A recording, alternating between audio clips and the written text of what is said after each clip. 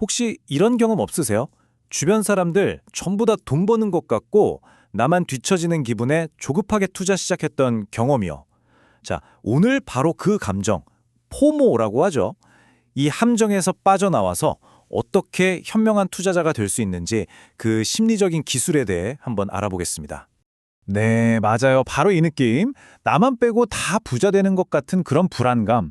또 남들 성공을 보면 괜히 배 아프고 부럽고 정말 성가시죠. 근데 이 감정에 이름이 있다는 거 아세요? 심지어 금융세계에서는요, 이걸 가장 파괴적인 힘 중 하나로 꼽기도 합니다. 그 이름은 바로 놓치는 것에 대한 두려움. 우리가 흔히 포모, FOMO라고 부르는 거죠. 첫 번째 파트에서는 이 감정이 도대체 뭐고 왜 이렇게 강력한지 한번 파헤쳐 보겠습니다. 아니, 포모가 도대체 왜 이렇게 강력할까요? 우리 뇌는요, 좀 특이하게 설계되어 있어요. 100만 원 버는 기쁨보다 100만 원 잃는 고통을 훨씬 더 크게 느끼거든요. 그런데 포모가 무서운 게 뭐냐면요. 수익을 놓치는 기회조차도 손실로 느끼게 만든다는 거예요. 그러니까 이성적인 판단이 그냥 마비되어 버리는 거죠. 자, 그럼 포모에 한번 휩쓸리면 어떻게 될까요?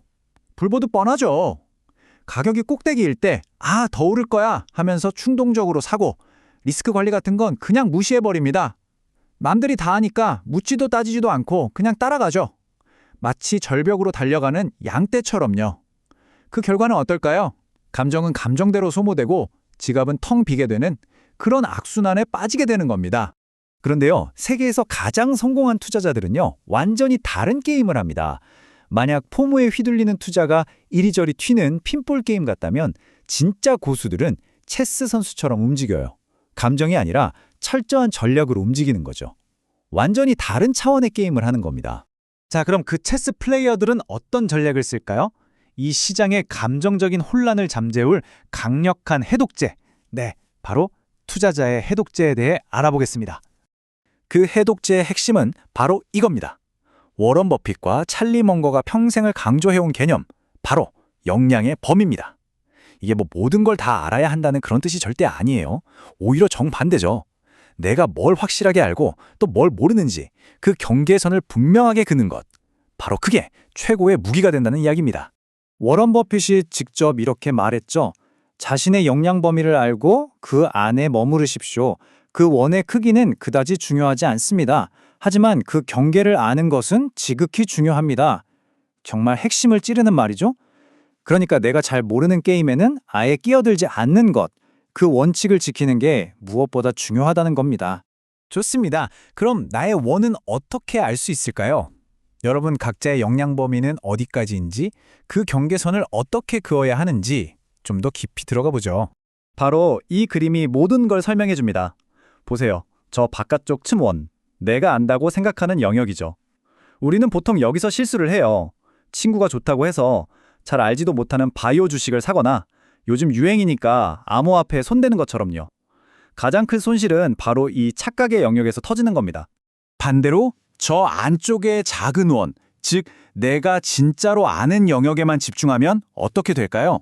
판이 완전히 달라집니다. 온갖 정보의 소음 속에서 내가 확실하게 이길 수 있는 게임만 고를 수 있게 되는 거죠. 그러면 의사결정은 훨씬 단순해지고 어이없는 실수는 극적으로 줄어듭니다. 이게 바로 여러분만의 가장 강력한 필터가 되어주는 거예요. 자, 이제 역량의 범위라는 아주 훌륭한 필터를 장착했습니다. 그럼 이 필터를 통과한 투자 대상 중에서 뭘 사야 할까요? 바로 여기서 두 번째 중요한 원칙이 등장합니다. 가격은 가치가 아니다 라는 개념이죠. 이게 바로 가치 투자의 심장이라고 할 수 있습니다. 보세요. 시장에서 매일 바뀌는 가격은 그냥 사람들의 기분이나 유행에 따라 춤추는 인기 투표 같은 거예요. 하지만 가치는 다릅니다. 그 자산이 본질적으로 가진 힘, 즉 미래에 벌어다 줄 현금의 총합이죠. 이 둘은 전혀 다른 겁니다. 워런 버핏의 이 유명한 한마디가 모든 걸 말해주죠. 가격은 당신이 내는 돈이고 가치는 당신이 얻는 것이다.